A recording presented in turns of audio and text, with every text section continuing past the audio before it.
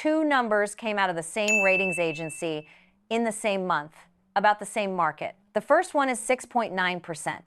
That's the share of subprime car loans packaged into bonds that were at least 60 days behind in January, highest reading in the whole history of that index. Records go back to the early 1990s, 32 years of data, and January 2026 is the top of the chart. Now the second number, 0.4%, same month, same agency, same country, same roads, same gas prices. That's the prime side of the market, the people with strong credit, and their payments are landing so reliably it looks almost boring. So which is it? Is the American car loan market coming apart, or is it perfectly calm? Both. And that's not a paradox, that's a design. Because here's the thing, almost nobody tells you about a repossession. Most people picture it as an ending.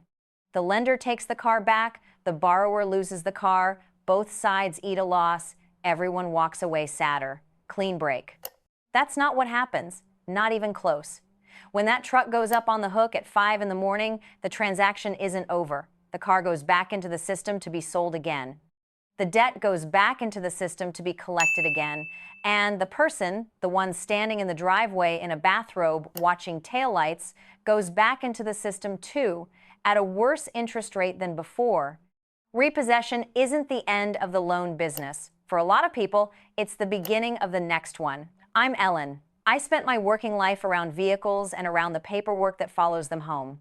And one quick thing before we get moving, I put the plain English version of this kind of thing together. It's called What the Record Actually Says About Your Car, and the link is down in the description.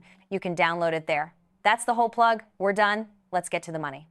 Start with what's visible, because the visible part is bad enough. Americans now owe about $1.69 trillion on their cars. That's from the New York Federal Reserve's Household Debt Report, the one that came out in May. The balance grew by $18 billion in a single quarter. Roughly 1 in 4 adults in this country is carrying a car payment right now. 5.6% of that auto debt is 90 days late or worse, up more than 12% from a year earlier and well above the long-run average of a bit over 3.5%. And repossession volume followed exactly where you'd expect. Cox Automotive data, cited in letters sent by the Senate Banking Committee this past February, puts it at roughly 1.73 million vehicles taken back in 2024. That's the highest since 2009. 1.73 million. Say that number slowly. That's more vehicles than exist in some entire states. Let me put you inside one of them, because a number that big stops meaning anything. It's a Tuesday. 5:40 in the morning, still dark. You're up early because you're always up early. You hear a truck idling out front, that heavy diesel rattle, and you think somebody's turning around in the wrong driveway. By the time you get the porch light on, your car is already tilted up on the hook, and a man in a reflective vest is walking back to his cab with a clipboard, not making eye contact, because he's done this 4 times tonight and he's got 2 more before sunrise. Your work badge is in the glove box. Your kid's booster seat is in the back. And you were 11 days from a paycheck that would have covered it. That's the moment everybody thinks about. That's the moment the story usually stops. I want to follow what happens after it. So, where did the money for that car loan come from in the first place? Not from the dealership, almost never from the dealership. The dealer arranges the financing and takes a cut for arranging it. And then that contract, your signature, your promise to pay $400 and something a month for 72 months, gets sold. Here's how the machine is built. A lender needs cash to make loans. It gets that cash from a bank in the form of what's called a warehouse line. Think of it as a giant credit card that the lender uses to buy your contract from the dealer. Then, once the lender has stacked up thousands of those contracts, it bundles them together and sells the bundle to investors as a bond. That's a securitization. Asset-backed securities, if you want the industry term. The asset backing the security is you, making your payment on time every month. Investors buy those bonds because the yield is fat. Subprime paper pays well. And once that bond is sold, the original lender has its cash back and goes right back out to buy more contracts from more dealerships. The cycle spins again. Now hold that picture, because everything else follows from it. The people who profit from originating your loan are not, in most cases, the people who have to live with whether you can pay it. The lender's real customer isn't the driver, it's the bond market, and the bond market wants volume. Actually, let me back up a second, because I don't want to be unfair here. This structure isn't inherently sinister. Securitization is how mortgages work, how credit cards work, how a lot of ordinary lending gets funded, and it genuinely does lower the cost of borrowing by spreading risk around. When it works, it works. The trouble starts when the volume incentive runs ahead of the ability to pay question, which is a specific, documented failure mode, not a theory. Okay, the repo happens. Now watch the money move. In most states, a lender doesn't need a judge to take the car. It's called self-help repossession, and it comes out of each state's version of Article 9 of the Uniform Commercial Code. As long as there's no breach of the peace, the tow truck can come. Rules differ state to state on notice, on redemption periods, on what has to be sent to you and when, so that's a question for your own state's attorney general office or a local attorney, not for me. The car gets stored. Then it gets sold, usually at a wholesale auction, usually within a few weeks. The lender takes what it gets at auction, subtracts the towing, the storage, the auction fee, the reconditioning if they cleaned it up, and applies the rest to what you owed. And here's the pivot point of this entire video. The auction almost never covers the loan. It can't. You financed a retail price plus tax, plus fees, plus, very often, debt rolled over from your last car. The auction pays a wholesale price to a dealer who intends to resell it at a markup. That gap was baked in the day you signed. Repossession just reveals it. Whatever's left over is called the deficiency balance, and you still owe it. That's the part that surprises people. They think losing the car settles the debt. It does not. You lose the car and you keep a bill, often thousands of dollars, on a vehicle sitting in another man's driveway. That balance gets pursued in-house or handed to a collections agency. It shows up on your credit file, and that damaged file is what prices your next loan. Which means the next car you buy, and you will have to buy one because this country runs on cars, costs you more to finance than the one you just lost. That's the recycling. That's not a metaphor. That is the actual circular flow. Retail price in, wholesale price out, deficiency balance to collections, borrower back to the lot with a worse credit score and fewer options, financed at a higher rate by frequently the same category of lender, funded by the same category of bond. Follow the money, and it doesn't disappear. It just changes hands. Repo agent gets a fee, storage lot gets a fee, auction house gets a fee, reconditioner gets paid, the buying dealer gets a car at wholesale to sell at retail. The collections agency gets a percentage of whatever it squeezes out of the deficiency, and the next lender gets a customer with no leverage. The one person in that chain who ends up with less than they started with is the person who is standing in the bathrobe. Now let me show you the mechanism that keeps people trapped even when nothing gets repossessed at all. Because this one touches the folks watching who have never missed a payment in their lives. Negative equity, being upside down, owing more than the thing is worth. Edmunds tracks this every quarter. In the first quarter of this year, 30.9% of trade-ins toward a new vehicle were underwater. Highest share for any quarter since early 2021. The average amount underwater was $7,183.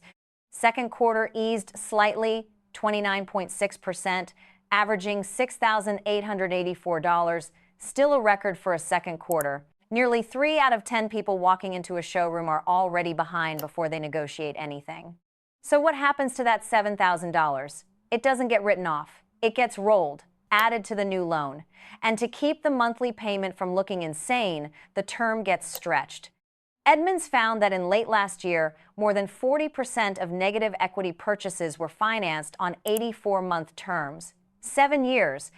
The result is right there in the data. Buyers rolling negative equity into a new loan averaged $944 a month in the second quarter. The overall average was $777. And because a longer term means slower principal paydown and the vehicle depreciates fastest in the early years anyway, that borrower is underwater again almost immediately, deeper this time, on a longer clock. That's the snowball.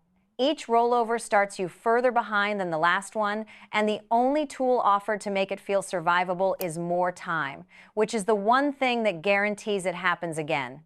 Nobody committed a crime there. Every step was disclosed on paper you signed.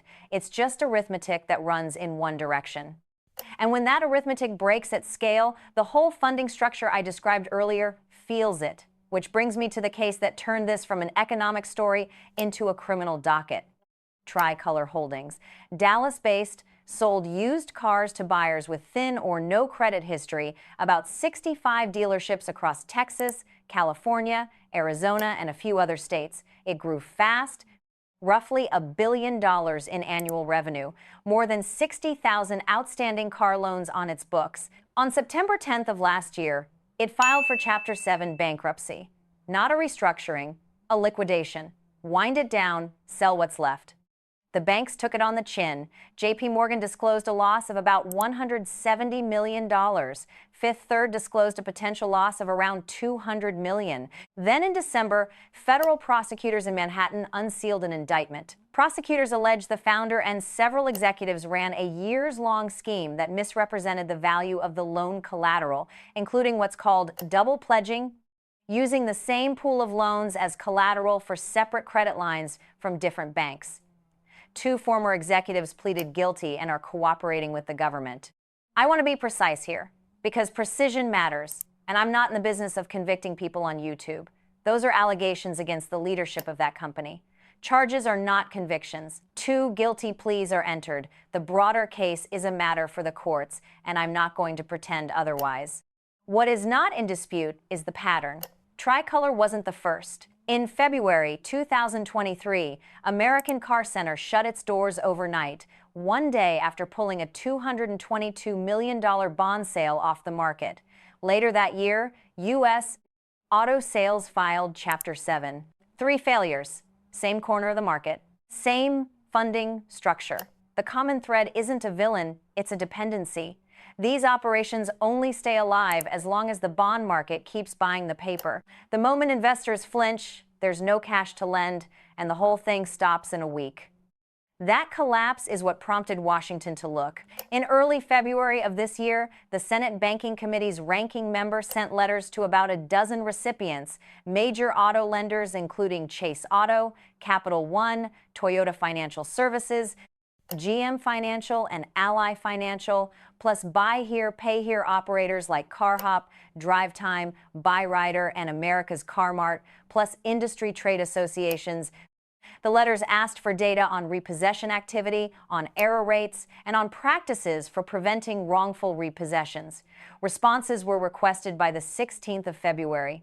That inquiry is a matter of public record, and I'll tell you exactly where to read the letters yourself in a minute. Now, the other side, and it deserves a fair hearing. The lending industry's position is that repossession is the last thing anybody wants. A trade association spokesman put it plainly when the inquiry was announced, saying repossession serves neither the borrower's interest nor the lender's. And on the economics, he's right. A repossession is a bad outcome for the lender. They pay the tow, the storage, the auction fees, they sell the car for less than the balance, and then they chase a deficiency from someone who, by definition, has no money. That's loss mitigation, not profit. Second, the volume argument. Subprime is only a slice of this market, roughly 15% of outstanding auto balances, and the prime side is pristine, 0.4%. Even during the Great Recession, prime auto delinquency peaked around 0.9%, so the claim that the American car loan market is collapsing simply isn't supported. It's stressed at the bottom and calm at the top. Third, and this one I think is genuinely fair, subprime lending exists because a person with a 500 credit score and a job 12 miles away still needs a car.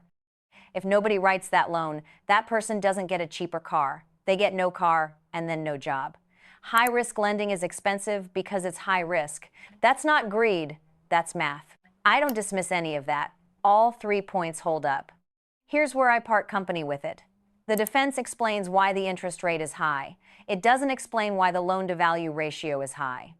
Back when American Car Center went under, a rating agency review of loans in its 2022 bond deal found an average credit score in the low 500s, an average interest rate around 18%, and an average loan-to-value ratio above 150%, meaning the borrower financed about half, again, what the vehicle was actually worth on day one.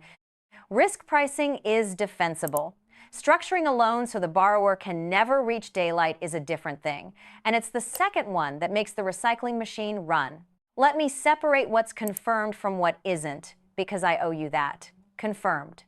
The delinquency numbers from Fitch, the debt totals from the New York Fed, the repossession count from Cox Automotive as cited by the Senate committee, the negative equity figures from Edmunds, the 3 company failures from bankruptcy filings and Bloomberg reporting, the Federal Reserve's own research, published in May, finding that buy here, pay here balances were more than 16 times more likely to be in active repossession status than traditional lender balances, with about 5% of those balances actively in repossession in the third quarter of last year against less than half of 1% on the traditional side. That's the Fed, not an advocacy group, not confirmed.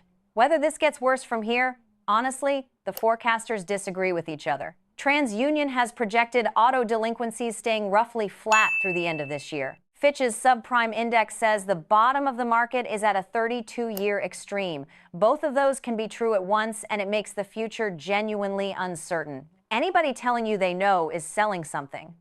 And I'll say the thing plainly, there's no evidence of a coordinated plan here. Nobody sat in a room and drew this.